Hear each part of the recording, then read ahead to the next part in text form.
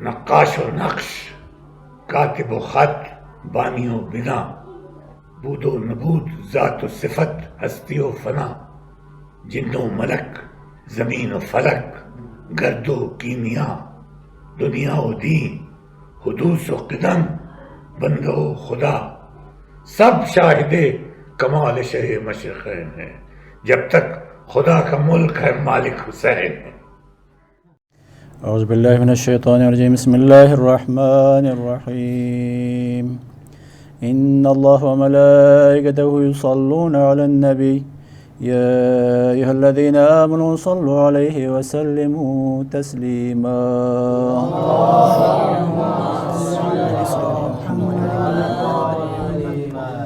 بسم اللہ الرحمن الرحیم، عن جابر بن عبد الله الأنصاري عن فاطمة الزهراء عليها السلام بنت رسول الله قال سمعت فاطمة أنها قالت دخل علي برسول الله في بعض الأيام فقال السلام عليك يا فاطمة، فقلت عليك السلام، قال إني أجد في بدني ضعفا، فقلت له أعيذك بالله يا أبتاه من الضعف، فقال يا فاطمة ائتيني بالكساء اليماني فغطيني به، فأتيته بالكساء اليماني فغطيته به، وصرت أنظر إليه وإذا وجهه يتلألأ كأنه البدر في ليلة تمامه وكماله. اللهم صل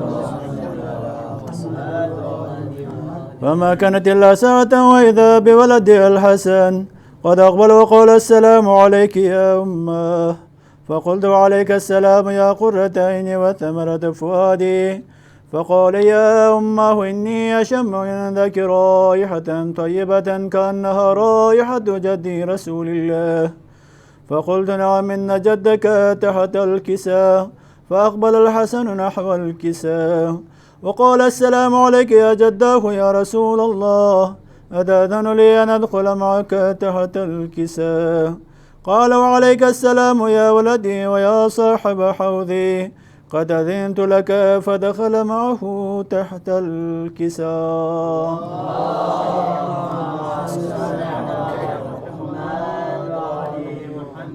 فما كانت إلا ساعة وإذا بولدي الحسين قد أقبل وقال السلام عليك يا أمه، فقلت عليك السلام يا ولدي ويا قرة عيني وثمرة فؤادي، فقال لي يا أمه إني أشم عندك رائحة طيبة كأنها رائحة جدي رسول الله، فقلت نعم إن جدك وأخاك تحت الكساء، فدنا الحسين نحو الكساء وقال السلام عليك يا جداه، السلام عليك يا من اختاره الله، أتأذن لي أن أدخل معكما تحت الكساء؟ فقال وعليك السلام يا ولدي ويا شافع أمتي، قد أذنت لك، فدخل معهما تحت الكساء.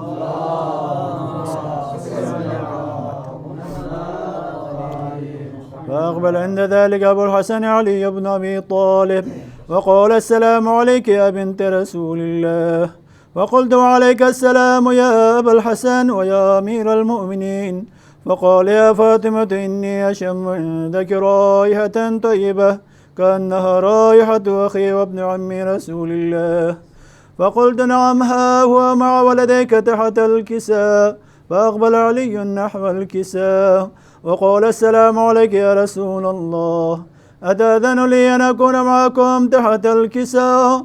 قال له عليك السلام يا أخي ويا وصي وخليفتي وصاحب لوائي، قد أذنت لك، فدخل علي تحت الكساء.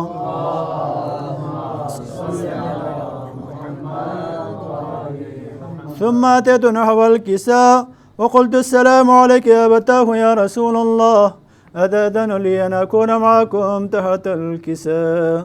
قال وعليك السلام يا بنتي ويا بضعتي، قد أذنت لك، فدخلت تحت الكساء.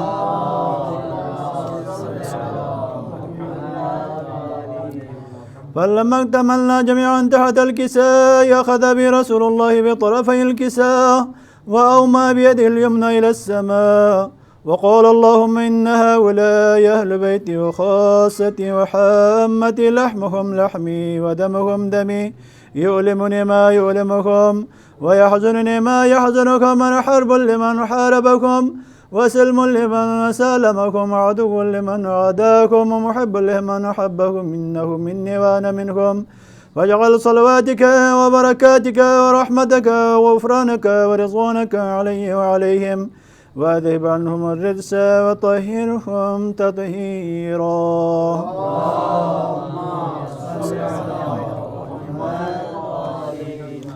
وقال الله عز وجل يا ملائكتي ويا سكان سماواتي إني ما خلقت سماء ممنية ولا أرضا مدحية ولا قمرا منيرا ولا شمسا مضيئة ولا فلكا يدور ولا بحر يجري ولا فلكا يسري إلا في محبة هؤلاء الخمسة الذين هم تحت الكساء. فقال الأمين جبرائيل يا ربي ومن تحت الكساء؟ فقال عز وجل هم أهل بيت النبوة ومعدن الرسالة هم فاطمة وأبوها وبعلها وبنوها.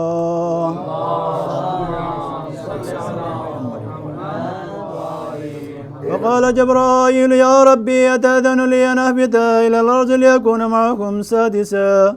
فقال الله نعم قد أذنت لك. فهبط الأمين جبرائيل وقال السلام عليك يا رسول الله. أعلى علي الأعلى يقرئك السلام ويخصك بالتحية والإكرام ويقول لك وعزتي وجلالي إني ما خلقت سماء مبنية ولا أرضا مدحية ولا قمرا منيرا ولا شمسا مضيئة ولا فلكا يدور ولا بحرا يجري ولا فلكا يسري إلا لأجلكم ومحبتكم وقد أذن لي أن أدخل معكم فهل تأذن لي يا رسول الله؟ فقال رسول الله وعليك السلام يا أمين وحي الله إنه نعم قد أذنت لك. فدخل جبرائيل معنا تحت الكساء.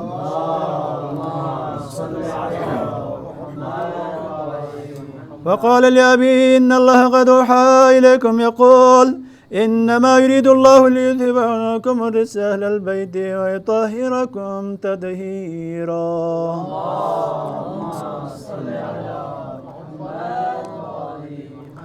فقال علي لأبي يا رسول الله أخبرني ما لجلوسنا هذا تحت الكساء من الفضل عند الله. فقال النبي صلى الله عليه وآله والذي بعثني بالحق نبيا واصطفاني بالرسالة نجيا ما ذكر خبر هذا في محفل من محافل أهل الأرض وفيه جمع من شيعتنا ومحبينا إلا ونزلت عليهم الرحمة وحفت بهم الملائكة واستغفر لهم إلى أن يتفرقوا. فقال علي عليه السلام إذا والله فزنا وفاز شيعتنا ورب الكعبة.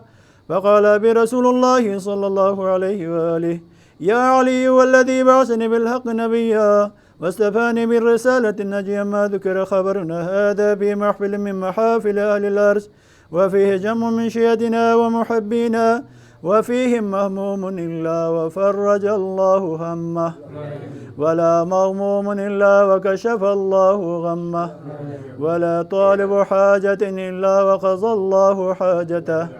فقال علي عليه السلام إذا والله فزنا وسعدنا وكذلك شيعتنا فازوا وسعدوا في الدنيا والآخرة ورب الكعبة.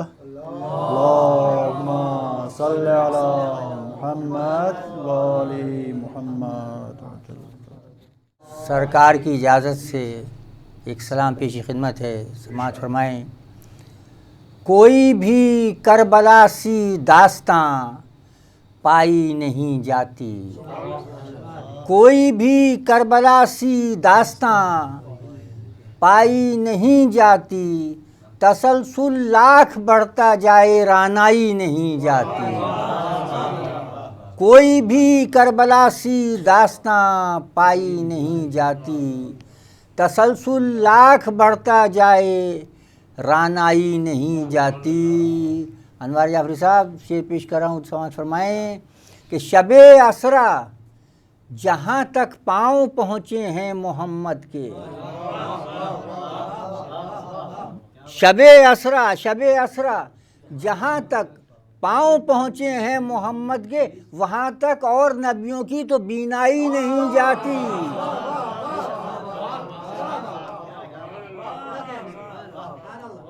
شب اسرا جہاں تک پاؤں پہنچے ہیں محمد کے، وہاں تک اور نبیوں کی تو بینائی نہیں جاتی۔ جعفر بالگرامی صاحب شیخ پیش خدمت ہے، دیکھیے نبوت اور امامت دونوں ان کے سائے میں دیکھیں، نبوت اور امامت دونوں ان کے سائے میں دیکھیں، ابو طالب سے کوئی شخصیت پائی نہیں جاتی۔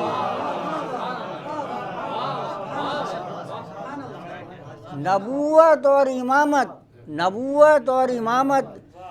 دونوں ان کے سائے میں دیکھیں، ابو طالب سی کوئی شخصیت پائی نہیں جاتی۔ اب ایسے میں بھلا معبود کا ادراک کیسے ہو؟ اب ایسے میں بھلا معبود کا ادراک کیسے ہو؟ علی کی ابدیت ادراک میں لائی نہیں جاتی۔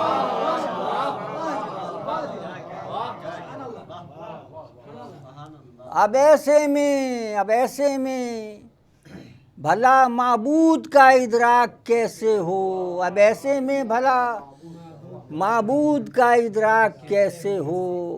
علی کی ابدیت ادراک میں لائی نہیں جاتی۔ یہ دیکھیے کہ مقام منیت، سرکار مقام منیت پر ہم نے جو 14 میں پائی ہے، مقام منیت پر ہم نے جو 14 میں پائی ہے، کہیں 2 میں بھی وہ یکسانیت پائی نہیں جاتی۔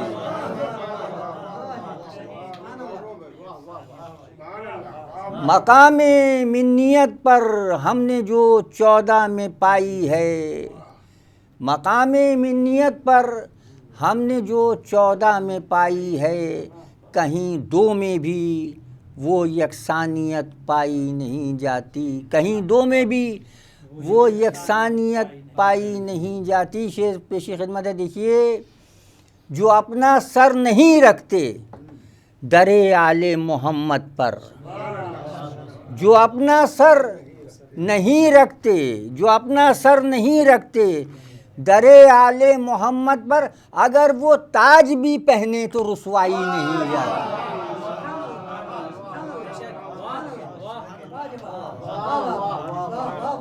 جو اپنا سر نہیں رکھتے، جو اپنا سر نہیں رکھتے در آل محمد پر، اگر وہ تاج بھی پہنے، انوار جعفری صاحب اگر وہ تاج بھی پہنے تو رسوائی نہیں جاتی۔ اور دیکھیے جعفر بالگرامی صاحب، یہ خاص طور پر توجہ کا طلبگار ہوں آپ سے، گزرنے کو تو کتنے غم گزر جاتے ہیں اس دل سے، گزرنے کو تو کتنے غم گزر جاتے ہیں اس دل سے، غم شبیر تیری شان یکتائی نہیں جاتی۔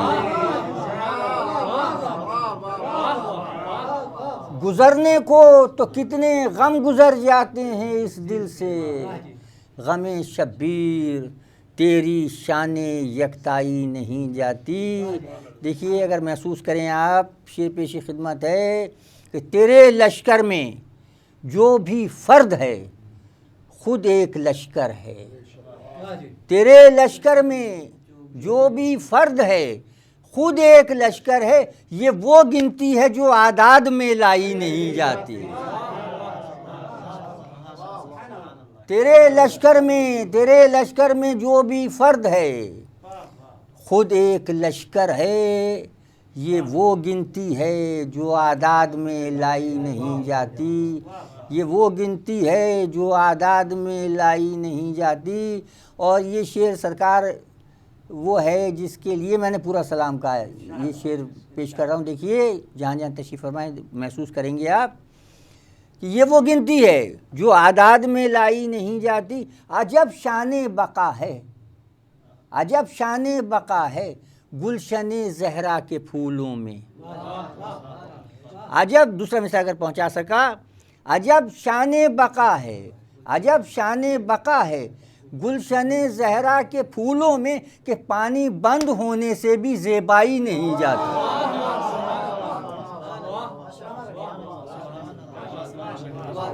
بڑی عجب شان بقا ہے گلشن زہرا کے پھولوں میں، کہ پانی بند ہونے سے بھی زیبائی نہیں جاتی، کہ پانی بند ہونے سے بھی زیبائی نہیں جاتی۔ مسیحائی وہ دی ہے عابد بیمار کو رب نے، مسیحائی وہ دی ہے عابد بیمار کو رب نے، جہاں تک ابن مریم کی مسیحائی نہیں جاتی، جہاں تک ابن مریم کی مسیحائی نہیں جاتی۔ اور غازی عباس کو ہم سب کا سلام، پیش خدمت شعر دیکھیے، محسوس کریں گے آپ کہ دلوں پر، سر مقطع شعر ہے، دلوں پر آج تک چھایا ہوا ہے کیا جلال ان کا، دلوں پر۔ اور دوسرا مصرع جو ہے آپ کے مشاہدے میں ہوگی بات کہ ایسا ہی ہے، دلوں پر آج تک چھایا ہوا ہے کیا جلال ان کا، قسم عباس کی جھوٹی کبھی کھائی نہیں جاتی۔ دلوں پر آج تک چھایا ہوا ہے کیا جلال ان کا، قسم عباس کی جھوٹی کبھی کھائی نہیں جاتی۔ اور سکوت پرتبسم جو لب اصغر پہ ہے کوثر، سرکار بھی تائید فرمائیں گے جبکہ شعبہ ہی خطابت کا ہے، اور دیکھیے منزل اعجاز ہے کہ سکوت پرتبسم جو لب اصغر پہ ہے کوثر، خطیبوں کی وہاں تک تاب گویائی نہیں جاتی۔ سکوت پرتبسم جو لب اصغر پہ ہے کوثر، خطیبوں کی وہاں تک تاب گویائی نہیں جاتی۔ کوئی بھی کربلا سی داستاں پائی نہیں جاتی، تسلسل لاکھ بڑھتا جائے رانائی نہیں جاتی۔ آج کی تاریخ 9 محمد سے منسوب ہے، تو چند مبکی اشعار شریک غم ہونے کے لحاظ سے پیش خدمت ہیں کہ میدان میں وغا کرنے کے لیے دو ننھے برادر جاتے ہیں، ہے اون و محمد نام ان کا، یہ فدیہ اکبر جاتے ہیں۔ میدان میں وغا کرنے کے لیے دو ننھے برادر جاتے ہیں، ہے اون و محمد نام ان کا، یہ فدیہ اکبر جاتے ہیں۔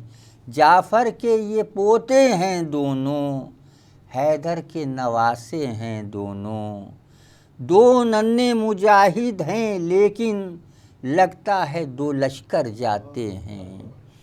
جعفر کے یہ پوتے ہیں دونوں، حیدر کے نواسے ہیں دونوں، دو ننھے مجاہد ہیں لیکن لگتا ہے دو لشکر جاتے ہیں۔ حیدر کے نواسے ہیں آخر کیسے نہ شجاعت ناز کرے، جس سمت یہ حملہ کرتے ہیں سب اہل ستم ڈر جاتے ہیں۔ حیدر کے نواسے ہیں دونوں کیسے نہ شجاعت ناز کرے، جس سمت یہ حملہ کرتے ہیں سب اہل ستم ڈر جاتے ہیں۔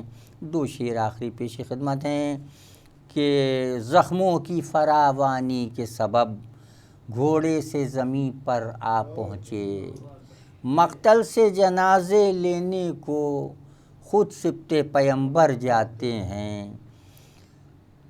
زخموں کی فراوانی کے سبب گھوڑے سے زمیں تک آ پہنچے، مقتل سے جنازے لینے کو خود سبط پیمبر جاتے ہیں۔ مقطع سے قبل آخری شعر کہ اکبر کا جنازہ تو شہ کو تنہا ہی اٹھانا ہے، لیکن اکبر کا جنازہ تو شہ کو تنہا ہی اٹھانا ہے، لیکن اس وقت مدد کو آقا کی عباس دلاور جاتے ہیں۔ اکبر کا جنازہ تو شہ کو تنہا ہی اٹھانا ہے، لیکن اس وقت مدد کو آقا کی عباس دلاور جاتے ہیں۔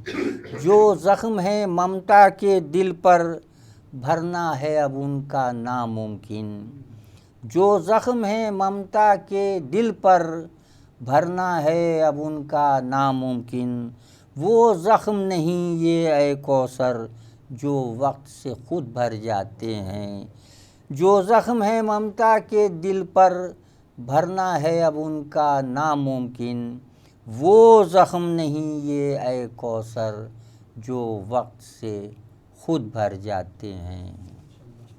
اعوذ باللہ من الشیطان الرجیم، بسم اللہ الرحمن الرحیم، الحمدللہ رب العالمین، الصلاۃ والسلام علی اشرف الانبیاء والمرسلین، سیدنا و نبینا ابی القاسم محمد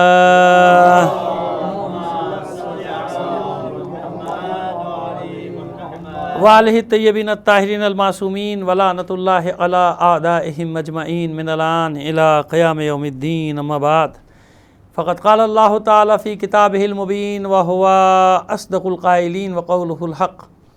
بسم اللہ الرحمن الرحیم، لا یملکون الشفاعۃ الا من اتخذ عند الرحمن عہدا۔ صلوات بھیجیے محمد آل محمد پر۔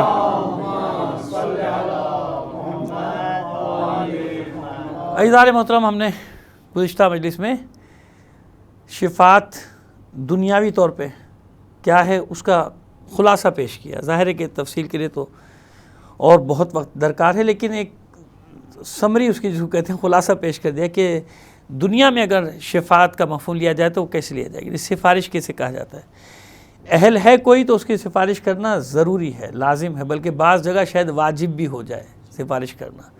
اہل نہیں ہے تو اتنا ہی بڑا گناہ ہو جائے گا، نہ اہلوں کی سفارش کر دی جائے، شفاعت کی جائے، دنیاوی شفاعت کی بات کریں کی جائے تو وہ کیونکہ معاشرے کے لیے نقصان دہ ہو جائے گا نا، انسانیت کے لیے نقصان دہ ہو جائے گا۔ نا اہل کی سفارش کریں گے آپ، نا اہل کو کسی منصب پہ بٹھائیں گے، نا اہل کو کوئی عہدہ دے دیں گے، نا اہل کو مراعات دے دیں گے، تو نتیجہ کیا ہوگا؟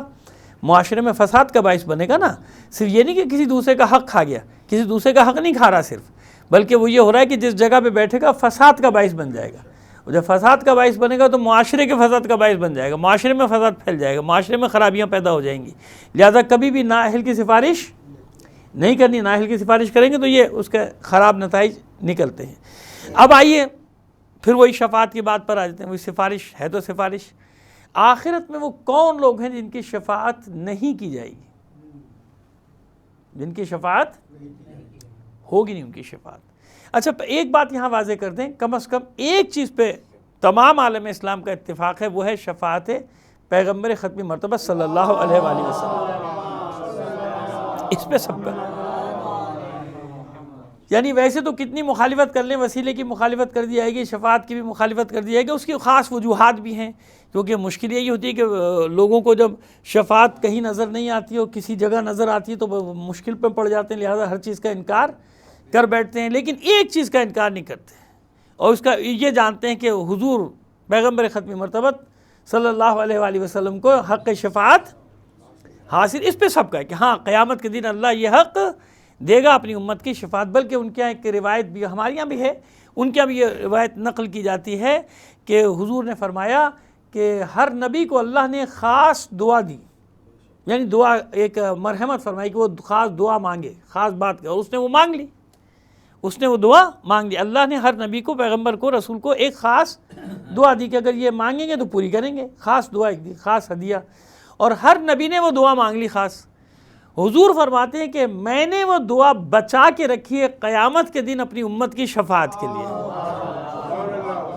صلوات بھیج دیجیے محمد علیہ محمد۔ یہ میں نے اس لیے اس کا حوالہ دینے کی ضرورت نہیں کہ یہ ہمارے تمام مکاتب فکر میں یہ حدیث قابل قبول ہے، سب نے نقل بھی کی، ان کے بھی نقل کی گئی ہے حدیث کہ ایک دعا میں نے بچا کے رکھی ہے، وہ خاص دعا میں نے ابھی نہیں مانگی، وہ بچائی کب کے لیے، میں نے قیامت کے دن کے لیے بچائی ہے نا۔ تو یہ وہ حق ہے جس کو سب نے تسلیم کیا، لیکن وہی پیغمبر ختمی مرتبہ فرما رہے کہ کچھ لوگ ہیں جن کی میں شفاعت نہیں کروں گا، ان کی شفاعت بالکل بھی نہیں۔ اور وہ کون لوگ ہوں گے؟ کہتے کہ اب میں حدیث کا لفظ پڑھ دیتا ہوں آپ کے سامنے، الشفاعۃ لا تکون لأہل الشک والشرک۔ پہلے یہ دو بتاتے ہیں، بعد میں کہ شفاعت نہیں ہوگی ان لوگوں کی، کون سے ہوں گے؟ اس میں پہلا طبقہ ہوگا اہل شک اور اہل شرک۔ ولا یکون لأہل الکفر والجحود، اور جو کافر ہوں گے اور جو منکر ہوں گے ان کی بھی شفاعت نہیں کروں گا۔ الشفاعۃ لا تکون ولا لأہل الشک والشرک ولا لأہل الکفر والجحود، اہل کفر کی بھی نہیں ہوگی، اہل منکر، یعنی 4 طبقوں کا بتا دیا کہ جو شکاکین ہوں گے، شک بہت زیادہ کرتے ہوں گے، اہل شک کرتے ہیں ان کی شفاعت بھی نہیں ہوگی۔ شک میں کیوں پڑے تھے؟ جب کہہ دیا تھا کہ یہ عقیدہ قائم رکھنا، ہر چیز میں شک کرتے ہیں، ہر چیز میں شک کرتے ہیں، کہ اہل شک کی شفاعت نہیں کروں گا میں۔ حضور فرماتے ہیں جو شک کرتا ہے اس کی شفاعت نہیں کروں گا۔ شفاعت کے عقیدے میں بھی شک کرتے ہیں نا بعض لوگ، کہ پتہ نہیں ہوگی کہ نہیں ہوگی، کہا کہ جو شک کرے گا اس کی شفاعت ورنہ کہ اس کی شفاعت نہیں ہوگی قیامت کے دن۔ اہل شرک، اور شرک تو ظاہر ہے کہ جس نے اللہ کی ذات میں شرک کیا، جس نے کسی کو بھی اللہ سمجھ کے اس کی عبادت کی، معبود جانا، کہ اللہ کے سوا کسی کو معبود جانا، وہ کیا ہو گیا؟ مشرک ہو گیا۔ کیا ہو جائے گا؟ یہ بہت ہمارے یہاں بڑی کہتے ہیں کہ سرایت کر رہا ہے نا، ہمارے سے مراد عالم اسلام میں، عالم اسلام کی بات کر رہے ہیں، اس کو کوئی مکتب کی طرف کوئی نہ لے جائے۔ عالم اسلام کی بات کہ شرک ہے کیا؟ بھائی ہمیں بڑا پڑھایا جاتا ہے، اب یہ ہم پوری دنیا کے سامنے ایک سوال بھی بڑے ادب اور احترام سے رکھ رہے ہیں کہ صاحب ہمیں 100 سال سے، خیر ہم تو نہیں پڑھ سکے، ہماری یہ جو بھی سمجھ لیجیے آپ، اچھائی سمجھیے برائی سمجھیے، ہم تو نہیں پڑھ سکے، لیکن کوشش بڑی کی دنیا نے پڑھانے کی کہ اللہ کے سوا کسی کو نہیں پکارنا، اللہ کے سوا کسی سے مدد نہیں مانگنی، شرک ہو جائے گا، شرک ہو جائے گا، شرک ہو جائے گا، ان شرک لظلم عظیم، ان شرک لظلم عظیم، ان شرک لظلم عظیم۔ ارے بھائی ہم نے اگر ان سے محبت کی جنہیں اللہ نے محبت کا حکم دیا، اس محبت کو بھی شرک کا نام دے دیا۔ ہم نے ان سے عقیدت کی، اس کو بھی شرک کا نام دے دیا۔ اللہ نے وسیلہ قرار دیا، ہم نے ان کو وسیلہ جانا، اس کو بھی شرک قرار دے دیا۔ اللہ نے کچھ ہستیوں کو مدد کے قابل بنایا کہ ان سے مدد لی جائے، اور میں اس کو مثالیں گزشتہ سال پڑھ چکا ہوں، صرف ایک اشارہ کر دینا کافی ہے کہ جناب موسیٰ کی مدد کے لیے بھیجا کہ نہیں بھیجا؟ جناب ہارون کو خود مدد کر دیتا براہ راست، جناب ہارون کو کیوں مقرر کیا کہ مدد کرو موسیٰ کی؟ موسیٰ نے خود مانگی تھی مدد، تو موسیٰ خود مانگ رہے مدد، تو ہم نے ان سے مدد مانگی جنہیں اللہ نے مددگار بنایا، تو دو بھی شرک کر دیا کہ بھئی یہ شرک، ہر چیز میں شرک شرک شرک۔ جہاں اہل بیت کا نام آیا شرک آ گیا، جہاں ہم نے علی کو پکارا شرک آ گیا، ہم نے امام حسین کو پکارا شرک آ گیا، پنجتن کو پکارا شرک آ گیا، ائمہ طاہرین کو پکارا شرک آ گیا۔ اور بھائی شرک ہے کیا؟ شرک ہے اللہ کی ذات میں کسی کو شریک کرنا، اللہ کے سوا کسی سے مدد مانگنا، یہ کیا ہے؟ شرک ہے۔ میں کہہ رہا ہوں نا، لیکن کیسے اللہ کے سوا کسی سے مدد مانگنا؟ جنہیں اللہ نے مدد کے لیے خلق کیا ان سے مدد مانگنا، اللہ ہی سے مدد مانگنا ہے نا؟ جنہیں اب دیکھیے، اب دلیل قائم کر رہے ہیں آج کے دور میں، جنہیں اللہ نے مدد کے لیے خلق کیا ان سے مدد مانگنا۔ ارے بھائی سیدھی سی بات لے لیجئے، یہ جناب عیسیٰ علیہ السلام کے حواری کون ہیں؟ معصوم ہیں، نبی ہیں، پیغمبر ہیں، امام کون ہیں؟ نہیں ہے نا، لیکن وہ کیا کہتے ہیں؟ نحن انصار اللہ، ہم اللہ کے مددگار ہیں۔ اب یہ کہ ان کے حساب سے جو شرک کی گردان کیا کرتے ہیں صبح سے شام تک، ان کے حساب سے کتنا بڑا شرک ہو گیا؟ اللہ کی مدد کر رہا ہے بھائی، اللہ، اور قرآن کی آیت ہے بھائی، یہ تو نحن انصار اللہ، ہم تو اللہ کے مددگار ہیں۔ جب جناب عیسیٰ علیہ السلام نے کہا تھا کہ من انصاری اللہ، کون ہے جو اللہ کے راستے میں میری مدد کرے، تو جناب عیسیٰ نے اللہ سے براہ راست مدد کیوں نہیں مانگی؟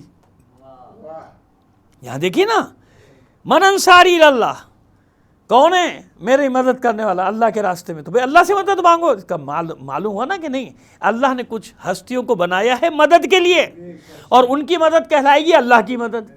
ان کی مدد کیا کہلائے گی؟ اس پہ ہم نے بہرحال اشرہ پڑھا ہے، پچھلے سال ہمیں یاد ہے، اس سے بلکہ اس سے پچھلے سال بھی پڑھا تھا، 2 سال مسلسل اس پہ اشرے پڑھے ہیں، لیکن اب یہ بات واضح ہو گئی نا کہ ہم ان سے مدد مانگے تو شرک، جن کو اللہ نے مددگار بنایا۔ اور قرآن مجید میں کتنی جگہ پر ان مددگاروں کا ذکر ہے کہ نہیں ہے؟ وَقُلْ رَبِّ أَدْخِلْنِي مُدْخَلَ صِدْقٍ وَأَخْرِجْنِي مُخْرَجَ صِدْقٍ وَاجْعَل لِّي مِن لَّدُنْكَ سُلْطَانًا نَصِيرًا۔ یہ نصیرہ کا معنی کیا ہے؟ پوری تفسیر چھوڑ دیجئے نا، وہ تفسیر ہم کر چکے کبھی، وہ تفسیر پوری چھوڑ دیجئے، صرف لفظی معنی بتا دیجئے نصیر کا معنی کیا ہے؟ مدد کرنے والا، مدد نہیں ہے۔ بعض لوگ کہتے ہیں اللہ کی اپنی طاقت اور مدد بھیج دے، کیا مطلب مدد بھیج دے؟ وہ تو نصر ہے، نصر کا معنی ہے مدد، نصر ہے مصدر مدد۔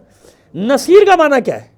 نصیر تو صفت فاعلی ہے نا بھائی، اس میں فاعل کا معنی رکھتا ہے، نصیر کا معنی ہے مدد کرنے والا۔ اچھا آپ جو اپنے کسی بچے کا نام رکھ دیتے ہیں نصیر الدین، تو کیا ہوتا ہے؟ دین کی مدد ہوتا ہے یا دین کی مدد کرنے والا ہوتا ہے؟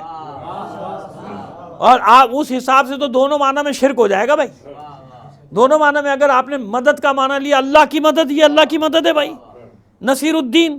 اور اگر اس صفت فاعلی جو ہے اصلی معنی تو کیا ہوگا؟ دین کی مدد کرنے والا. تو اس کا مطلب ہے کہ اللہ کے علاوہ بھی اللہ نے بہت سارے ایسے بنائے جنہوں نے دین کی مدد کی ہے. صلوات بھیجیے محمد آل محمد پر. جی نصیر الدین، محی الدین، دین کا احیا کرنے والا، دین کو زندہ کرنے والا. ہم کہیں کہ احیا دین میں اہل بیت کا کردار تو برا لگ جاتا ہے لوگوں کو. ہم جب کہیں کہ انہوں نے دین کو زندہ کر دیا، کہتے ہیں وہ کون ہوتے ہیں دین کو زندہ کرنے والے؟ تم اپنے ابا دادا کے نام رکھ لو محی الدین تو صحیح ہو گیا. وہ کہاں سے دین کو زندہ کرنے والے آ گئے؟ وہ کیسے ہو گئے دین کو زندہ کرنے؟ تو معلوم ہوا نا، یہ سمجھانے کی بات ہے. لیکن آئیے اب بھی سمجھ میں نہیں، اب سمجھ لیجئے. 100 سال ہو گیا سنتے سنتے، زیادہ ہو گئے ہوں گے، لیکن 100 سال سے تو کان پک گئے سنتے سنتے کہ شرک ہے، یہ نہ کرے، اس کو نہ پکارو، اس کو نہ پکارو، اس کو نہ پکارو. اچھا، اور جب وقت پڑا تو اللہ کو چھوڑ کے سب کو پکار لیا. سارے شیطانوں کو مدد کے لیے پکار رہے ہو. اسرائیل تک سے دوستیاں تم بنا کے بیٹھ گئے ہو. امریکہ کو تم مدد کے لیے بلا رہے ہو، اس کو تم مدد کے لیے بلا رہے ہو. ہمارے جو فارغ ہو جاتے ہیں ان کو بھی مدد کے لیے بلا لیتے ہو، ہے نا. ہمارے بھی کچھ ہوتے ہیں فارغ ہو جاتے ہیں تو ان کو بھی بلا لیا جاتا ہے، آ جاؤ بھائی مدد کے لیے، آ جاؤ مدد کے لیے. تو یہ کیا ہو گیا؟ بس ایسے وقت میں کون سامنے ہے؟ جس کے پاس حقیقی معنی میں توحید ہے نا.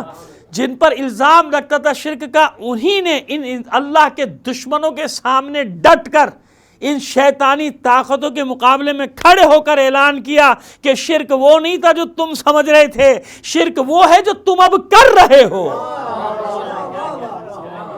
شرک وہ ہے جو اب تم خدا کے دشمنوں کو اپنی مدد کے لیے بلا کے کر رہے ہو. ہم نے تو ہمیشہ ان کو پکارا جو خدا کے دوست ہیں. صلوات بھیجیے محمد آل محمد پر. تو سمجھ میں آ گئی بات؟ بس اہل شرک اب آج تو آسانی سے سمجھ میں آ گیا نا کون کون ان کا ساتھ دے رہا ہے. زیونسٹ کا یعنی صہیونیوں کا ساتھ کون دے رہا ہے؟ جو ان کا ساتھ دے رہا ہے، جو شیطانی طاقتوں کا ساتھ دے رہا ہے، وہ تو شرک کر رہا ہے. کہ یہ شرک جو کر رہا ہے اللہ کے سوا ان طاقتوں کو پکارنا ان کو چاہتا ہے جن کو اللہ نے مدد کے لیے بنایا ہے، خلق کیا ہے. ان کی تخلیق ہی مدد کے لیے ہوئے کہ انسانیت کی مدد کے لیے، اور ان کی مدد کو پروردگار اپنی مدد قرار دیتا ہے. کہ انہوں نے جو کام کیا، ہم بار بار اس بات یہ تکرار کرتے ہیں کہ یاد رکھیے گا کتنے ہی افعال ایسے ہیں اللہ کے پیارے بندوں کے جن کو اللہ نے اپنی طرف واپس پلٹایا ہے. صلوات بھیجیے محمد آل محمد پر. تو بس ان لوگوں تک ہماری شفاعت نہیں پہنچے گی. مزے کی بات یہ کہ یہ لوگ شفاعت مانتے بھی نہیں ہیں، بلکہ جو شفاعت کا عقیدہ رکھے اس کے اور مین میخ نکالتے ہیں. تحریر میں تو مان لیتے ہیں جیسے میں نے پہلے عرض کیا کہ ہاں حضور کو حق شفاعت حاصل ہے، لیکن کبھی انہی نے اپنی دعاؤں میں ایسی دعا نہیں کی، نہ وسیلہ قرار دیا. تو جب یہ خود ہی نہیں چاہتے تو پھر کہاں سے ہوگی ان کی شفاعت؟ ہوگی کہاں سے؟ تو سمجھ میں آ گیا، یہ خود ہی نہیں چاہتے شفاعت. ہم تو چاہتے ہیں بھائی، ہمارا تو عقیدہ ہے، کیونکہ ہم جانتے ہیں کہ اگر اس عقیدے میں شک میں پڑ گئے تو پھر تو شفاعت ہوگی ہی نہیں. لہذا نہ اہل شک میں سے ہو جاؤ اور نہ ہی اہل شرک میں سے ہو جاؤ. ولا لأہل الکفر ولا لأہل الجحود، اور ان دو میں سے بھی نہیں ہو جانا. نہ ہی کفر کرنا یعنی کافر ہو تو جب بھی نہیں ہوگی شفاعت، اور انکار کرنے والے بھی نہ بننا، منکر بھی نہ بن جانا. منکر کون ہوتا ہے بھئی؟ کافر تو سیدھا سیدھا نہیں جو مسلمان کے مقابلے میں کافر مسلمان سیدھا نہیں ایک دوسرے کی، کافر تو وہ ہو گیا.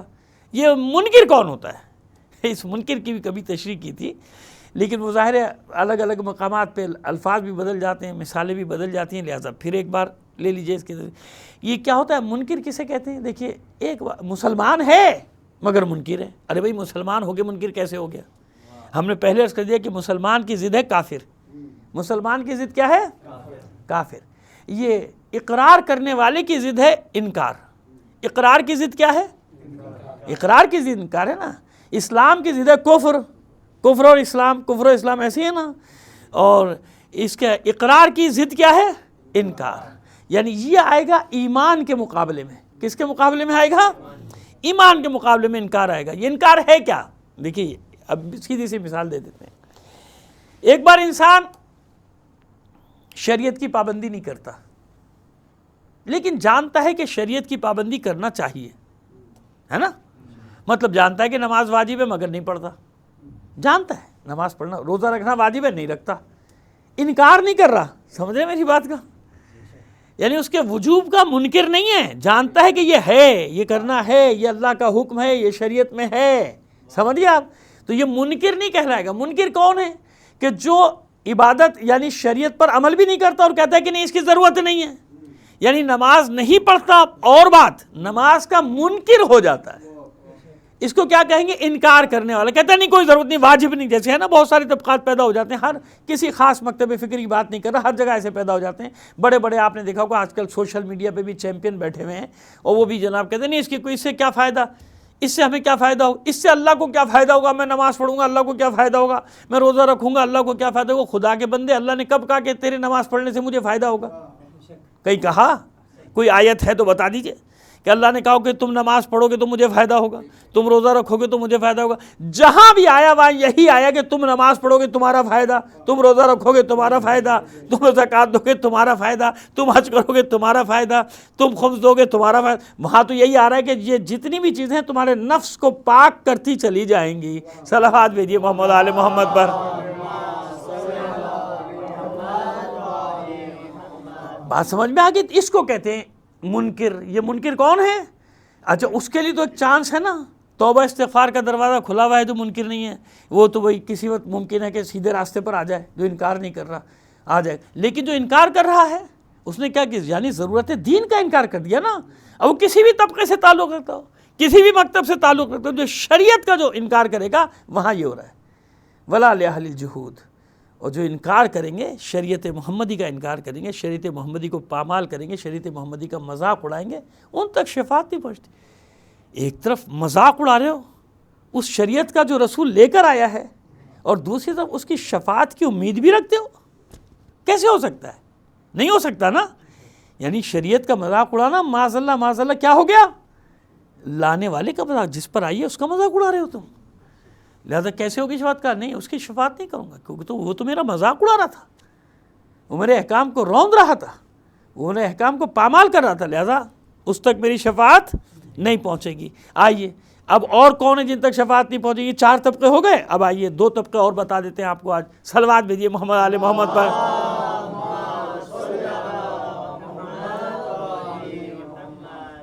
ولا تنالہما شفاعتی، میری شفاعت نہیں پہنچے گی. رجلان، پہلے رجلان بعد میں نہیں، بعد میں بھی آئے گا تو معنی سے ہوگا، لیکن حدیث کے لفظ میں پہلے رجلان ہے. رجلان لا تنالہما شفاعتی، 2 افراد ایسے ہوں گے، 2 قسم کے لوگ ایسے ہوں گے جن تک میری شفاعت ان تک نہیں پہنچے گی. رجلان لا تنالہما شفاعتی، میری شفاعت ان تک نہیں پہنچے گی. پہلا طبقہ کون سا ہوگا؟ رجلان 2 افراد. پہلا فرد کون سا؟ صاحب و سلطان غصوف عصوف غشوم. عصوف غشوم کا بھی تشریح کر دیتے ہیں. ایک وہ بادشاہ جو جابر بھی ہوگا، جو ظالم بھی ہوگا. جابر اور ظالم حکمرانوں تک میری شفاعت، یہ پہلا تھا. اور رجلان میں سے پہلا ہی ہے. رجلان لا تنالہما شفاعتی، میری شفاعت ان 2 افراد تک نہیں پہنچے گی. صاحب و سلطان عصوف غشوم، ظالم ہوگا اور جابر ہوگا. ظالم بھی ہے اور جبر بھی کرتا ہے، وحشی ہے، درندہ ہے. ایسا بادشاہ، ایسا حاکم، اس کی شفاعت میں نہیں کروں گا. اس تک میری شفاعت نہیں، اس کی شفاعت نہیں. ظالم بادشاہوں کی. کیوں؟ دیکھیے مثال دیتا ہوں آپ کو. تھا نا وہ صدام تھا یا قذافی تھا، درندے تھے نا، وحشی درندے تھے. انہیں نے لاکھوں انسانوں کا قتل عام کیا. ایک وقت آیا کہ جب جنہوں نے ان کو بنایا تھا ان سے ان کی لڑائی چھڑ گئی. جنہوں نے بنایا تھا تو ان کا کام نکل گیا. جب کام نکل گیا تو ان کا چلو بھائی ختم کرو، فنش کرو. تو جب وہ ان سے لڑائی چھڑی تو اب ظاہر اس کو لڑنے کے سوا اس کے بعد تو کوئی چارہ نہیں تھا نا. کیا کرتا؟ نہیں لڑتا. کہاں جاتا اپنی جان بچانے کے لیے؟ لڑائی تو ہمارے لوگ تھوڑی دیر کے لیے بہک گئے، ساری دنیا کے مسلمان، اور کہہ لے بھائی واہ واہ واہ، سارے اپنی جگہ اس کا سب جرم. لیکن دیکھو اب یہ ان کے مقابلے میں کھڑا ہو گیا. خدا کے بندو 5 لاکھ بے گناہ انسانوں کا قاتل تھا وہ، کم سے کم، ورنہ 8-10 لاکھ بھی. اور جس میں سے شیعہ نہیں، 4-5 لاکھ شیعہ اور اتنے ہی اہل سنت مارے تھے اس نے. علماء بھی مارے، آدمی مارے، دانشور مارے، بیڑا غرق کر دیا تھا پورے عراق کا اس نے. اور پھر لوگ کہہ رہا صاحب لڑ رہا ہے، کیسے آ جائے گا؟ وہ جن بے گناہوں کو اور اس بے دردی سے اس نے مارتا بھی ایسا تھا، ویسے درندوں کی طرح ایسے آرام سے گولی نہیں مارتا تھا، یعنی پرتشدد ترین موت سے ہمکنار کرتا تھا لوگوں کے. اچھا ہم اس وقت بھی لوگوں کو سمجھاتے تھے کہ گمراہ مت ہو جاؤ، بہک مت جاؤ، اس کی گردن پہ لاکھوں بے گناہ انسانوں کا خون ہے، اور اگر یہ اس طرح معاف کر دیا جائے، اس طرح یہ ہیرو بن جائے، تو قیامت کے دن وہ بیچارے مظلوم جن کو یہ امید تھی، ان کے خاندانوں کو امید ہے، ان کے ورثہ کو امید ہے کہ قیامت کے دن تو ہمیں انصاف ملے گا، اللہ کی بارگاہ میں تو ہمارے ساتھ انصاف ہوگا. اب جب وہ اس دن دیکھیں گے لو بھائی یہ بھی بخش دیا گیا، تو وہ کہیں گے نہیں اللہ کی بارگاہ میں معبود اس دن کا، اس یوم جزا کا تو ہم انتظار کر رہے تھے، تو آج یہ بھی ہمارا قاتل، ہمیں اس طرح سے ہم پر مظالم ڈھانے والا، ستم ڈھانے والا، یہ بھی ایسے ہی جا رہا ہے اور ہم بھی ایسے ہی جا رہے ہیں. تو پھر تو بھائی عدل الہی زیر سوال آئے گا نا، پھر عدالت الہی کہاں جائے گی؟ لہذا عدالت الہی کا تقاضا کہ جب تک بے گناہوں کے خون سے ہاتھ رنگین نہ ہو معافی کی گنجائش ہے. جیسے کل میں نے ذکر کیا جناب حر کب آگے لشکر میں، جب تک ابھی ہاتھ سے کسی کے خون سے رنگین، لیکن جب ہاتھ خون سے رنگین ہو گئے، جب بے گناہوں کا قتل کر دیا، تو اس کے بعد پھر کوئی معافی کی گنجائش نہیں رہتی. صلوات بھیجیے محمد آل محمد پر. تو ایک سمجھ میں کہ ظالموں کیسے تھوڑی ہوتا، پھر وہ اللہ کا عدالت کا نظام ہی تیرے سوال آ جائے گا. پھر دولو بھائی فرعون کا بھی کوئی سفارشی کھڑا ہو جائے گا، نمرود کا کوئی سفارشی کھڑا ہو جائے گا، یزید کا کوئی سفارشی کھڑا ہو جائے گا.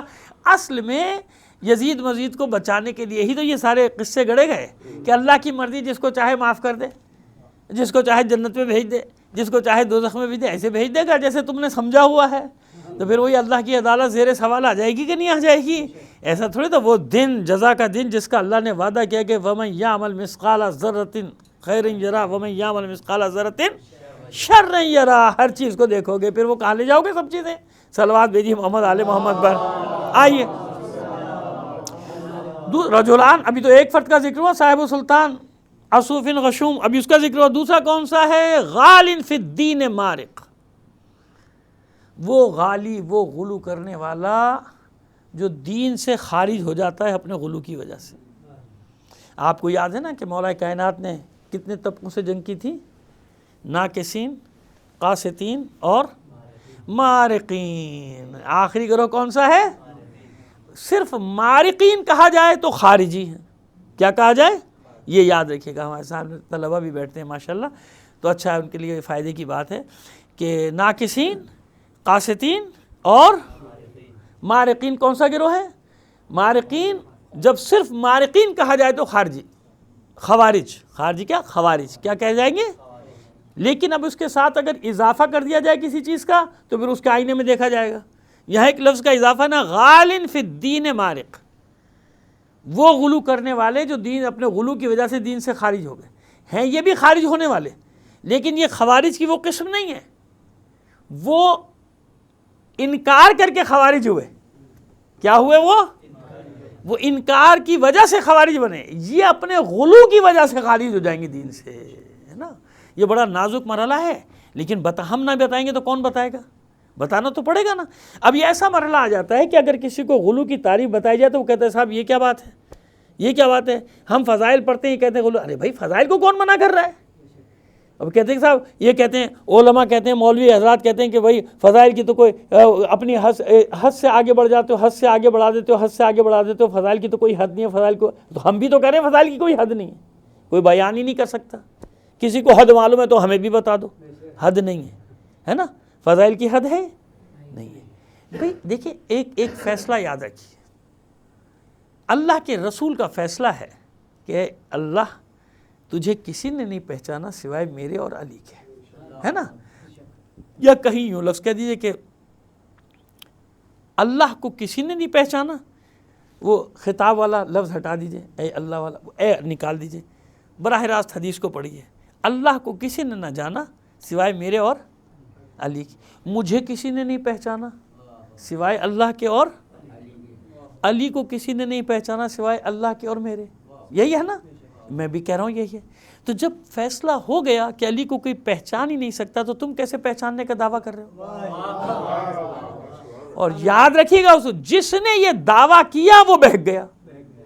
پہچاننے کا دعویٰ کیا نا کہ میں پہچان گیا علی کیا ہے، اور پتہ نہیں کیا سے کہاں پہنچا دیا نا، معبودیت تک پہنچا دیتا ہے، ایسا نہیں ربوبیت تک پہنچاتا ہے. تو بہک گیا کہ نہیں بہک گیا؟ کیوں؟ اس کا مطلب نہیں پہچانا. اللہ کے رسول کا فرمان ہے کہ تم نہیں پہچانتے. بس میں بھی کیا کہہ رہا ہوں کہ کوئی حد نہیں علی کے فضائل کی. وہ جانتے ہی نہیں تو حد کہاں سے لائیں؟ ہمیں معلوم ہی نہیں ہے. بھائی ہم چند واقعات، چند 100 واقعات، چند 1000 فضیلتیں، یہ بھی کم ہے نا، چند 1000 بھی بیان کرو یہ بھی کم ہے کہ نہیں ہے؟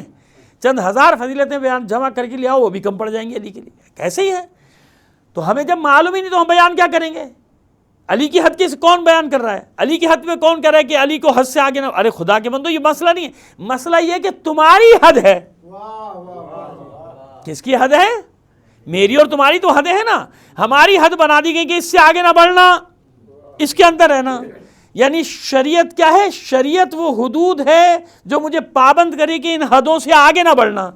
چلیے اور آسان کر دیں، آج اسی مطلب پہ بات کو ختم کریں گے، بہت آسان کر کے بتا دیتے ہیں کہ کیا ہم کہنا چاہ رہے ہیں۔ دیکھیے شریعت کیا ہے؟ الہی قانون کا نام ہے نا، اسلامی قانون کہہ لیجئے، الہی قانون کہہ لیجئے، شریعت محمدی ہے، یعنی اس کے اسلامی قوانین یہی ہے نا۔ شریعت یعنی جو پابند کر رہی ہے آپ کو کچھ چیزوں کا، اس سے آگے نہ جاؤ، اس سے آگے نہ جاؤ، یہ کرو، یہ نہ کرو، یہ کرو، یہ نہ کرو، ہے نا ایسے ہی؟ آپ چاہیں یا نہ چاہیں شریعت تو ہے، کوئی مانے یا نہ مانے شریعت تو ہے، اس کے بغیر کیسے چلے گا آگے؟ جو کہتے ہیں کہ شریعت نہیں مانتا اس کو بھی کسی نہ کسی شریعت پہ تو عمل کرنا پڑتا ہے بھائی، ہے نا؟ ابھی سمجھ میں آ جائے گا جو میں کہنا چاہ رہا ہوں، پوری دنیا میں جہاں لوگ سن رہے ہیں سب کو سمجھ جائیں گے میری بات کو کہ میں کیا کہنا چاہ رہا ہوں۔ ایک نہ ایک شریعت کی پابندی تو کرنی پڑے گی بھائی، اگر اس شریعت کی مخالفت کرو گے تو پھر کسی شریعت کا پابند بننا پڑے گا، تو مخالفت کرو گے نا، کچھ تو کرنا ہے، زندگی تو جب زندگی گزارنی ہے، نکاح بھی کرنا ہے اور بھی مسائل پیش آنے، سارے مسئلے مسائل پیش آنے کہ نہیں پیش آنے، مرنا بھی ہے جینا بھی ہے، تو کچھ نہ کچھ تو کرنا پڑے گا، صحیح کرو یا غلط کرو، کرنا پڑے گا نا۔ نماز ایسے پڑھ لو جیسے بتائی گئی یا اور طرح سے پڑھ لو، پڑھنی تو پڑے گی بھائی، یعنی شریعت کی پابندی تو کرنی پڑے گی نا کسی نہ کسی شریعت، یعنی اس شریعت کی مخالفت کرنے کے لیے بھی ایک شریعت ضرور چاہیے، ہے نا؟ اب یہ الگ بات ہے کہ یہ شریعت تو معصومین کی دی ہوئی، یہ شریعت کی تشریح کرنے والے تو نائبین امام ہوں گے، اور وہ شریعت جو اس کے مقابلے پہ تم عمل کرو گے خود دیکھ لو کہ وہ کون لانے والے ہیں بھائی، ان کا علمی مقام کیا ہوگا، کیسا ہوگا۔ خیر اور آسان کر دیں مطلب کو، اب یہ بات سمجھ میں آ گئی کہ ایک نہ ایک شریعت کی پابندی تو کرنی پڑے گی، تو ہماری حد ہے نا، ہماری حدیں بتا دی کہ یہ پابندی ہے، یہ فریم ہے، یہ چار چوب ہے، اس فریم سے باہر نہیں نکلنا ہے، بس یہ دین کی شریعت، یہ دین کا قانون۔ فطرت الہی کیا ہے؟ فطرت انسان جس پہ خلق ہوا ہے وہ فطرت کیا ہے؟ وہ فطرت یہ کہ دنیا میں بھی ایک قانون کی پابندی کرنا پڑتی ہے کہ نہیں کرنا پڑتی ہے، دل چاہے یا نہ چاہے۔ اور جہاں قانون کی پابندی نہیں ہوتی وہاں ماشاءاللہ ایسی معاشرہ ہوتا ہے جیسا ہمارا ہے نا، ہمارا شہر، ہمارا صوبہ، ہمارا ملک، جو جس کی مرضی کرتے چلے جاؤ، ایک اعلان آ جائے گا، آہنی ہاتھ سے نپٹا جائے گا، وہ آہنی ہاتھ پتہ نہیں کہاں ہے، کسی کو آج تک نظر نہیں آیا، ہے نا؟ ہاں جن کو مرضی پکڑنا ہوتا ہے ان کو پکڑ لیتے ہیں۔ تو اب کیا ہوا؟ قانون پہ نہ چلنے کی وجہ، حالانکہ اسلامی قانون تو نہیں ہے، شریعت تو نہیں ہے، لیکن ایک قانون ضروری ہے کہ نہیں؟ دنیا میں کہیں بھی رہے گا، چاہے اس کے لیے اچھا ہو یا برا، قانون کی پابندی کرے گا کہ نہیں کرے گا؟ یہ ہے وہ فطرت کہ دل چاہے یا نہ چاہے قانون کی پابندی کرنی پڑے گی، اس کے بغیر معاشرہ کیا ہوگا؟ تباہ و برباد ہو جائے گا، رٹ ختم ہو جائے گی، جہاں قانون نہیں ہوتا وہاں رٹ ختم ہو جاتی ہے حکومتی، جب رٹ ختم ہو جائے تو وہی ہوتا ہے جو افریقہ میں ہو رہا ہے، جو ہمارے یہاں ہو رہا ہے ماشاءاللہ۔ ہم پہلے افریقہ کی مثالیں دیتے تھے، اب اس میں ایک ہمارا اپنا بھی اضافہ ہو گیا ہے ماشاءاللہ سے۔ صلوات بھیجیے محمد آل محمد پر۔ پانی جزاکم اللہ۔ بر محمد و آل محمد بلندتر سلوا،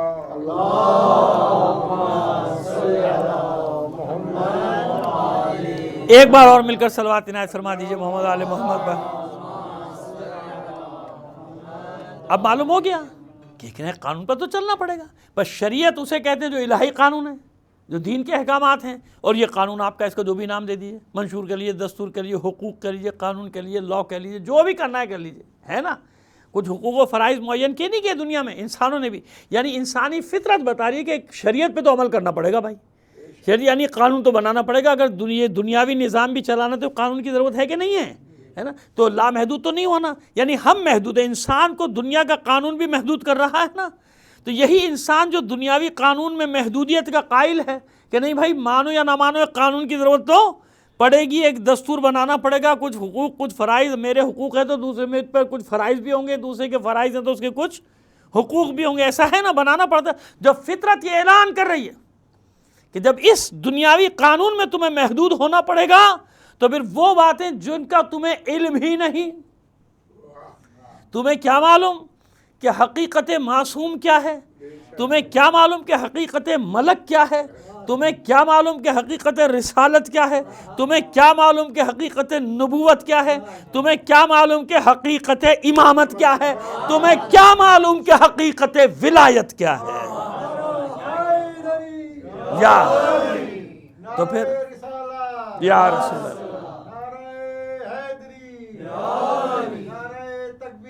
اللہ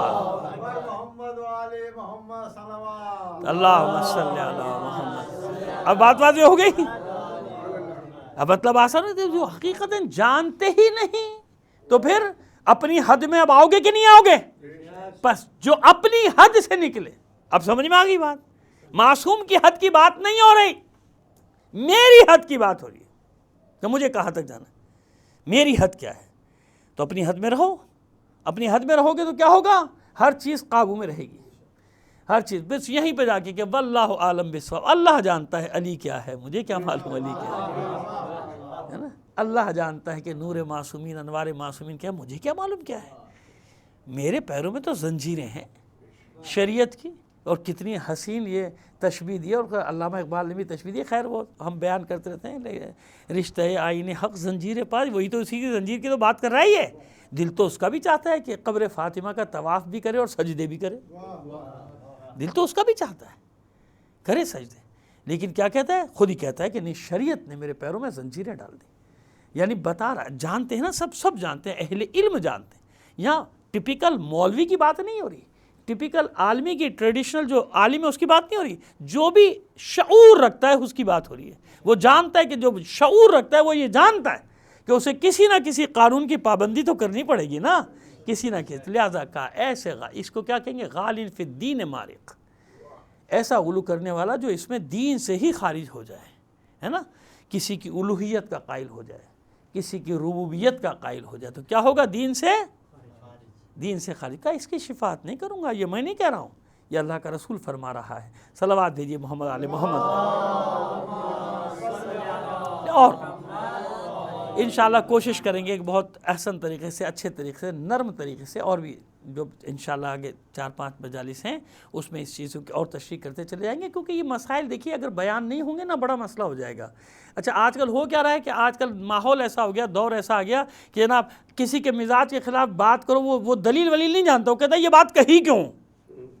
یس، ارے بھائی مکالمہ ضروری ہے، بات چیت ضروری ہے، گفتگو ضروری ہے، پہلے بھی یہی ہوتا تھا، گفتگو ہوتی تھی، بات چیت ہوتی تھی، مکالمہ ہوتا تھا، لیکن نہیں، اب وہ ذہنوں کو اتنا انتہا پسند بنا دیا گیا، کسی کے بھی، بھائی میں کسی ایک خاص طبقے کی بات نہیں کر رہا، سب جگہ شدت پسندی اس طرح سے سرایت کر چکی ہے کہ اب مکالمہ ختم ہی ہو گیا، اب کسی کی مرضی کی کوئی بات نہیں، اس کے نظر اپنے خود ساختہ نظریات کے خلاف کوئی بات ہوئی اور بندوق لے کے کھڑا ہو گیا، اور کچھ بس نہیں چلا تو اس نے کہا دین سے خارج ہو گیا، بھائی یہ ایمان سے خارج ہو گیا، یہ مسلمان نہیں رہا، یہ مومن نہیں رہا، یہ فلاں نہیں رہا، یہ فلاں ہو گیا، یہ فلاں ہو گیا، یہ فلاں ہو گیا۔ کیا مطلب ہے؟ بات کی جائے نا، جب بات چیت کی جائے گی تو اچھی صورتحال بنتی ہے، لہٰذا اس کے لیے کیا چاہیے ہوتا ہے؟ انسان کو تحمل مزاجی۔ آپ دیکھیے کربلا میں سب شہید ہوئے، لیکن جناب سید الشہداء نے آخر تک مکالمہ کیا ہے، بھائی وہ نہیں سن رہے، نہ سنیں، لیکن جناب سید الشہداء تو اپنی ذمہ داری ادا کر رہے تھے نا، آخر وقت تک یاد ہے نا۔ دیکھیے آخر وقت میں آپ گھوڑے پہ گئے ذوالجناح پہ، اور اس پر بھی جا کے آپ نے حجت تمام کی تھی، لیکن 9 کو اور 10 کو جب بھی آپ میدان میں گئے ناقے پر گئے تھے، اور ناقے پر میدان میں جانے کا مطلب یہ ہوتا ہے کہ جنگ سے گریز، بات چیت کرو۔ وہ مقامات بھی کربلا میں محفوظ ہیں جہاں آپ کے 2-3 بار مذاکرات بھی ہوئے پسر سعد کے ساتھ۔ ایسا ہے نا، مانے نہ مانے مسئلہ یہ تھوڑی ہے، بات یہ کہ اپنی ذمہ داری کو ادا کرنا، اور جو بھی جاتا تھا نا میدان میں وہ حجت تمام ضرور کرتا تھا، لیکن ہاں ایسے بھی نونہال تھے کربلا کے جو جنہیں گفتگو کرنے کی ضرورت نہیں تھی، وہ خود ہی حجت تھے، ان کا وجود ہی حجت تھا۔ اور انہی نونہالوں میں سے 2 زینب کے لاڈلے اونو محمد نونہال، جانتے ہیں نا آپ کہ جب مدینے سے چلے تھے نا جناب عبداللہ ابن جعفر طیار مرض کے عالم میں تھے، اور ثانیہ زہرا کو اختیار دیا تھا کہ بنت ابو تراب، مجھے لگ رہا ہے یہ وہی سفر ہے جس کے بارے میں سنتا چلا آ رہا ہوں، اگر صورتحال کوئی جنگ کی پیش آ جائے تو آپ تامل نہ کیجیے گا، یہ دونوں بیٹے میرے آپ کے ساتھ ہیں، ایک آپ کی طرف سے ہدیہ ہوگا، ایک میری طرف سے ہدیہ ہوگا، پورا اختیار دے کر بھیجا تھا۔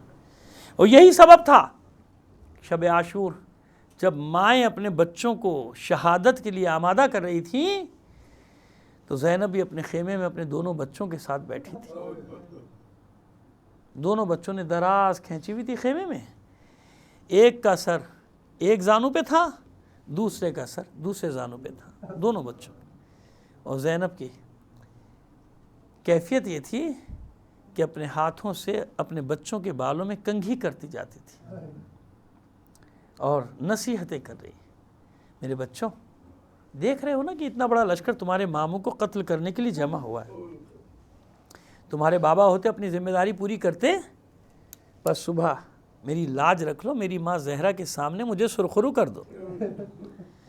اور دونوں شہزادے ماں کا ہاتھ تھام کے کہتے ہیں، کہ ہاتھ تھام کے کہتے ہیں مادر گرامی بس صبح ہونے دیجئے، پھر دیکھیے گا ہم کیا کرتے ہیں، بس اجازت دلوا دیجئے گا، میرے بچوں تمہیں اجازت ضرور ملے گی۔ ماں خوش ہو رہی ہے اپنے بچوں کی باتیں سن کے، وہ کہتے ہیں کہ دیکھو بیٹا میرے بچوں بس ایک بات کا خیال رکھنا، دیکھو نہر کی طرف نہ جانا، پانی کی طرف نہ جانا، دیکھ رہے ہو نا میرے حسین کے بچے پیاسے ہیں، بچوں نے عہد و پیمان کیا، پانی کی طرف آنکھ اٹھا کر بھی نہیں دیکھے، اور میرے بچوں دیکھو کوشش کرنا پسر ساتھ قتل ہو جائے، یہ قتل ہوگا جنگ ختم ہو جائے گی، میرا بھائی بچ جائے گا۔ بچوں نے عہد و پیمان کیا، اور دیکھو میرے شہزادوں دونوں ساتھ ساتھ رہنا، ساتھ ساتھ رہو گے طاقت بڑی رہے گی۔ صبح ہوئی، زینب انتظار کر رہی کہ کب میرے بیٹوں کے قتل کی خبر آتی ہے، کب میرے بیٹوں کی شہادت کی خبر آتی ہے۔ ظہر کا وقت ہوا، ہر ایک کی شہادت کا پیغام سن رہی ہے زینب، ایک بار دیکھا کہ خیمے کے سامنے سے دونوں بچے گزر گئے، فضہ سے کہا فضہ ذرا ان دونوں کو بلا کر تو لا۔ دونوں شہزادے خیمے میں آئے، ماں کے چہرے پہ غیظ کے آثار دیکھے، سر جھکا کے کھڑے ہو گئے، ہاتھ جوڑ دس بستہ، اور ثانیہ زہرا فرماتی کہ کب جاؤ گے میدان میں؟ جب میرا بھائی قتل کر دیا جائے گا۔ آنکھوں سے اشک جاری ہو گئے انہوں محمد، دست بستہ عرض کرتے ہیں مادر گرامی ہم پہ ناراض نہ ہوں، کتنی بار جا چکے ہیں ماموں جان کی خدمت میں، مگر ہمیں میدان میں جانے کی اجازت نہیں دیتے، آپ اجازت دلوا دیجئے۔ بس غصہ ختم ہو گیا ثانیہ زہرا کا، اچھا میرے بچوں تمہیں اجازت ضرور ملے گی، فضہ ذرا ماں جائے کو میرا سلام تو کہہ دے۔ حسین کو پیغام ملا، بہن کے خیمے میں داخل ہوئے، منظر دیکھا، اس سے پہلے کہ ثانیہ زہرا کچھ فرماتی، حسین خود فرمانے لگے کہ بہن دیکھو ان دونوں کے لیے اجازت طلب نہ کرنا، کبھی کسی بھائی نے اپنی بہن کا گھر اجاڑا ہے؟ ان دونوں کو میدان میں جانے کی اجازت نہیں دوں گا۔ ثانیہ زہرا فرماتی ہیں بھیا آپ ذرا دوسری طرف یہ بھی تو دیکھیے کہ اگر قیامت کے دن میری ماں زہرا نے مجھ سے سوال کر زینب اپنے بچوں کو بچا لیا، میرا حسین قتل کر دیا تو میں کیا جواب دوں گا؟ اے بھائی میرے بچوں کو نہ روکیے، میرے بچوں کو میدان میں جانے کی اجازت دیجیے۔ آخر کسی طرح زینب نے اجازت لی، تیار ہوئے دونوں شہزادے میدان میں جانے کے لیے، ایک کو عباس نے سوار کرایا، ایک کو حسین نے سوار کرایا، اور عباس کہتے ہیں شہزادوں ذرا دھیان سے، مسکرا کے دونوں شہزادے دیکھتے ہیں، کہتے ہیں ماموں جان آپ ہی کے تو شاگرد ہیں، دیکھیے گا ہماری جنگ۔ آئے میدان میں، رجس پڑی، للکارا، اور اس للکار کا خلاصہ یہ تھا کہ آؤ جس نے حیدر کرار کو جنگ کرتے نہیں دیکھا، جعفر طیار کو جنگ کرتے نہیں دیکھا، ہمارے مقابلے پر آؤ، ہم جعفر طیار کے پوتے اور حیدر کرار کے نواسے ہیں۔ ایک ایک کر کے جو آتا تھا یہ دونوں میں سے ایک بھائی اسے جہنم کا راستہ دکھاتا تھا، آخر حملہ عام ہوا، اس پر بھی ان دونوں بھائیوں کا عالم یہ تھا کہ حملہ کرتے ہوئے پسپا کرتے ہوئے لشکر کو اتنا آگے بڑھے کہ پسر سعد کے خیمے تک پہنچ گئے، اس ملعون کو پشت خیمہ سے نکل کر بھاگنا پڑا، چلاتا جاتا ہے، یہ دو نوجوان تمہارے قابو میں نہیں آتے۔ بھاگتے ہوئے سپاہی کہتے ہیں ذرا ان کی تلوار کی کاٹ تو دیکھ، ان کے لڑنے کا انداز تو دیکھ، جنہیں تو دو نوجوان سمجھ رہا ہے، جانتا ہے کون ہے؟ یہ حیدر کرار کے نواسے ہیں، یہ جعفر طیار کے پوتے کا۔ اچھا ایسا کرو، اگر قریب جا کے نہیں لڑ سکتے دور سے تیروں کا میں برسا دو۔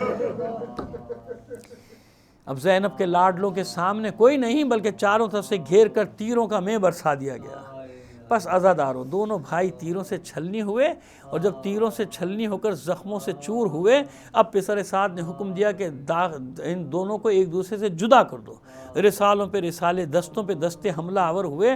بہت کوشش کی دونوں بھائیوں نے ساتھ رہنے کی، لیکن درمیان میں ایک عظیم لشکر حائل ہو گیا۔ اون محمد اون کو پکارتا رہ گیا۔ چھوٹا بھائی زخموں سے چور ہو کر گھوڑے سے گرنے لگا، آواز دی بھائی میری خبر لے، لیکن بھائی کیسے جواب دے، وہ تو خود گھوڑے پہ ٹھہر نہیں پا رہا۔ ایک وار تبر کا بڑے بھائی کو لگا، جب وہ بھی گھوڑے سے گرنے لگا تو آواز دی یا خالہ ادرکنی، اے ماموں جان ہماری مدد کو آئیے، ہم نے اپنی جان آپ پر قربان کی۔ حسین نے اپنے بھانجوں کی آوازیں سنی، اون و محمد کی فریاد سنی، دوڑے قتل گاہ کی طرف۔ عباس ساتھ، علی اکبر ساتھ۔ ادھر فضہ نے خیموں میں اعلان کیا، بیبیوں زینب کے خیمے میں جمع ہو جاؤ، زینب کے لاڈلے آ رہے ہیں۔ ایک کے زخمی بدن کو حسین، ایک کے زخمی جسم کو عباس اٹھا کر لائے۔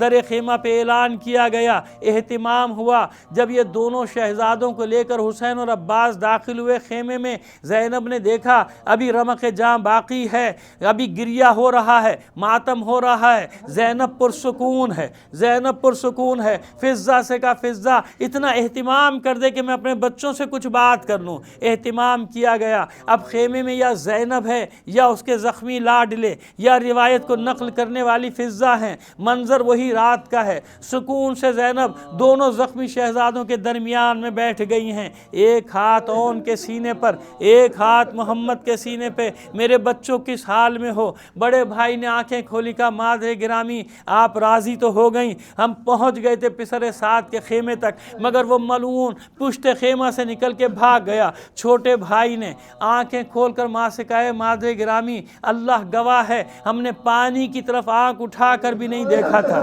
آپ راضی تو ہیں، آپ ہم سے راضی تو ہو گئیں، آپ نے دودھ تو بخش دیا۔ ارے زینب عصر عاشور کے بعد کبھی عباس بنی، کبھی حسین بنی، سب کچھ ہے زینب، لیکن ماں بھی تو ہے۔ اپنے بچوں کی یہ گفتگو سنی، ضبط کے بندھن ٹوٹ گئے۔ کبھی سر محمد کے سینے پر پٹکتی تھیں، کبھی اون کے سینے پر پٹکتی تھیں، اور گفتگو کرتی جاتی تھی میرے بچوں، میرے لاڈلو، میرے شہزادوں، میں تم سے راضی ہو گئی، تم نے مجھے اپنی ماں زہرا کے سامنے سرخرو کر دیا۔ الا لعنت اللہ علی القوم الظالمین وسیعلم الذین ظلموا ای منقلب ینقلبون۔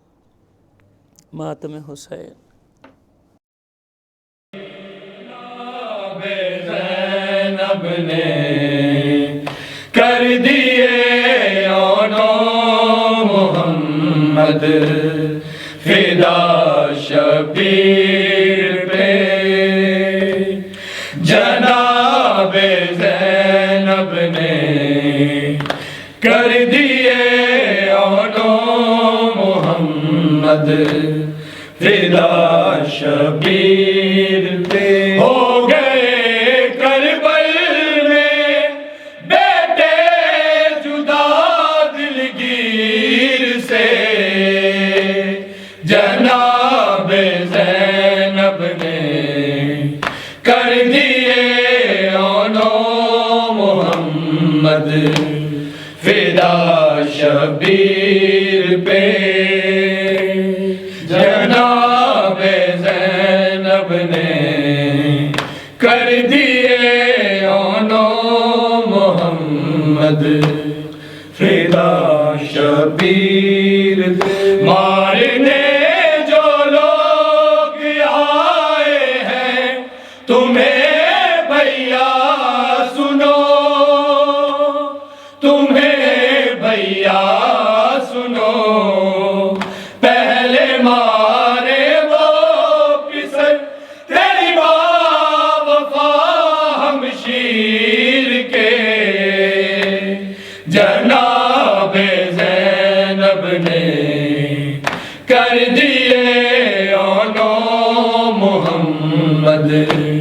فدا شبیر پہ جناب زینب نے کر دیے آنو محمد فدا شبیر پہ ان کو تھامے علی اکبر محمد کو عابد محمد کو عابد رو رہے ہیں دشت میں ہائے بے نوا تقدیر پہ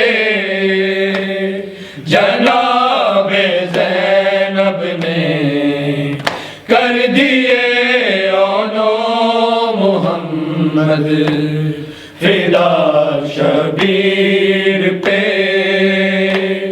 جناب زینب نے کر دیے آنو محمد فدا شبیر پہ پکڑ کے زلف سرے مقتل لئی کہنے لگا لئی کہنے لگا کہہ دو مادر سے اپنی اب الوداع اس بھیڑ سے جناب زینب نے کر دیے آنو محمد فدا شبیر پہ جناب زینب نے کر دیے آنو محمد فدا شبیر پہ منتظر فرزند عبداللہ شہادت کے لیے شہادت کے لیے ہے کھڑے میدان میں ہے باخدا ہر تیر کے جناب زینب نے کر دیے آنو محمد فدا شبیر پہ جناب زینب نے کر دیے آنو محمد فدا شبیر پہ بے بہا احسان ہے تجھ پر سحر سادات کا سحر سادات کا ہو گئی تجھ کو عطا تحریر جو تطہیر سے جناب زینب نے کر دیے آنو محمد فدا شبیر پہ جناب زینب نے کر دیے آنو محمد فدا شبیر پہ ہو گئے کربل میں بیٹے جدا دلگیر سے جناب زینب نے کر دیے آنو